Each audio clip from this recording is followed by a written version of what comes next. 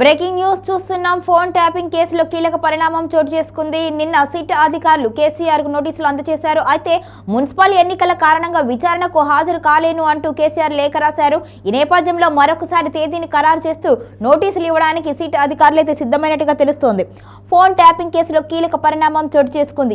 ఈ కేసుకు సంబంధించి మాజీ ముఖ్యమంత్రి కేసీఆర్ కు మరోసారి నోటీసులు జారీ చేయడానికి సిట్ అధికారులు సిద్ధమైనట్టుగా తెలుస్తోంది. ఇప్పటికే నిన్న ఇచ్చిన నోటీసుల ప్రకారం ఇవాళ మధ్యాహ్నం 3 గంటలకు విచారణకు హాజరు కావాల్సి ఉండగా కేసీఆర్ సిట్ కు లేఖ రాసి విచారణకు హాజరు కాలేను అని తెలియజేశారు. ప్రస్తుతం రాష్ట్రంలో మున్సిపల్ ఎన్నికలు జరుగుతున్న నేపథ్యంలో పార్టీ పరంగా కీలక కార్యక్రమాలు అంతర్గత సమావేశాలతో బిజీగా ఉన్న కారణంగా విచారణకు రావడం సాధ్యం కాదు అని కేసీఆర్ తన లేఖలో పేర్కొన్నట్టుగా తెలుస్తోంది.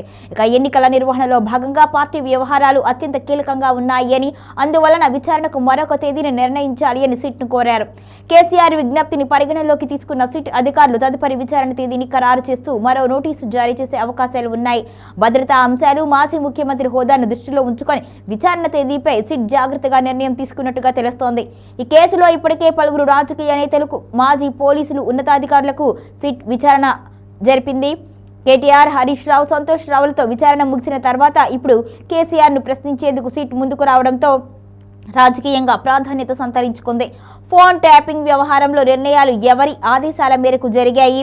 అప్పటి ప్రభుత్వంలో తీసుకున్న కీలక నిర్ణయాలపై కేసీఆర్ వాంగ్మూలం కీలకంగా మారనుంది. ఇక ఇలా అని సిట్ వర్గాలు భావిస్తున్నాయి. అందుకే విచారణకు కొత్త తేదీని ఖరారు చేసి మరోసారి నోటీసులు ఇవ్వాలి అని అధికారులు యోచిస్తున్నట్లుగా సమాచారం.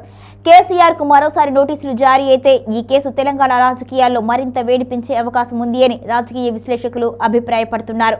తదుపరి విచారణ తేదీపై సిట్ అధికారిక ప్రకటన కోసం అందరూ ఎదురుచూస్తున్నారు.